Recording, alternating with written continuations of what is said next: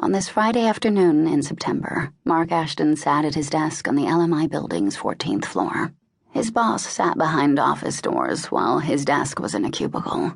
But this didn't bother him. He enjoyed his work because it provided a welcome diversion from his private life, which was less than thrilling. About 12 years ago, the Harvard graduate and lawyer wound up on Wall Street. After 6 years at one of New York's law firms, he joined LMI. But he'd failed miserably on the trading floor because he wasn't cut out for the hustle and stress. He wasn't greedy and ruthless enough to be successful. Human Resources had moved him to a position in syndication at his own request, and he'd been quite happy there for 3 years. Detailed calculations, financial statements, and financial analyses were more to his liking. When the new head of M&A was searching for someone good at mundane number crunching, Mark applied on a whim and got the job. He didn't regret it one bit. M&A was an exciting business. Mark paused for a second, took off his glasses, and rubbed his eyes. Alex Sondheim was the smartest and most competent boss he'd ever had. She managed to motivate her team like no one else.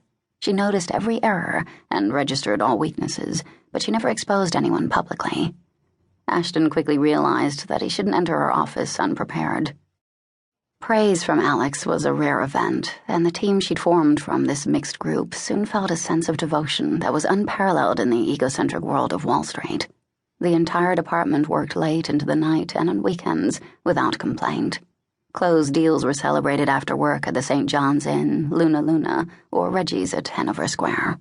For the first time, Mark felt like an integral member of an efficient team, and he owed it all to Alex. If for no other reason than that, he decided to pledge loyalty to her. He especially wanted to find out whether she'd be interested in what he had uncovered about a potential client during his research. His findings seemed suspect, and Mark wasn't sure what to make of it. The Wisconsin-based Hanson paper mill was one of the largest paper mills in the country, and they had shown interest in acquiring the prestigious but almost bankrupt American Roadmap Publishing Company. Mark questioned the motivation behind this because he couldn't identify any good reason for it.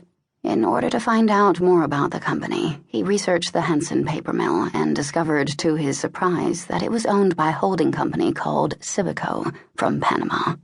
Civico was owned in turn by a company called Sunset Properties, which had incorporated in the British Virgin Islands in 1985. No information was available whatsoever about Sunset Properties. None of this had mattered so far, but it was striking that American Roadmap was already owned by Sunset Properties via a company called Sagamex SA of Monaco. Why should one company acquire another, both under the same owner? Mark chewed on his lower lip. Should he tell Alex what he had discovered about Hanson and American Roadmap? No, he ultimately said out loud to himself, shaking his head. It doesn't matter.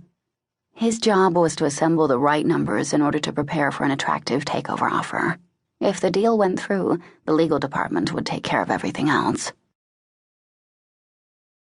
The day was pure hell. The market was inexplicably restless and had been for the past few weeks. The mad rush at the opening of the stock exchange was like the gates at the Super Bowl. Alex worked on the new deal under intense pressure, leading one telephone conference after another and poring over complicated financial reports. She scarfed down a sandwich for lunch, and if she wanted to avoid working throughout the entire weekend, dinner would have to wait. It was almost 3:30 when her direct line rang. Yes, she said, and rubbed her burning eyes. Hello, Alex. The sonorous voice, so close and unexpected in her ear, automatically quickened her pulse. It's me, Sergio. Hello, Sergio. Alex forced herself to sound relaxed. He had called her the day after Zach's party and invited her to lunch. His aura of power impressed Alex. She liked his attentiveness and was dazzled by the possibility of a closer relationship with him. This made her overlook the less than flattering rumors about the source of his incredible wealth and the fact that he was married. During their increasingly frequent meetings, Alex noticed how fascinated he was by her and how he tried to impress her. She'd acted cool and aloof until she was certain she had him hooked. Wielding power over a man like Sergio Vitali was more exciting than anything that she'd previously experienced.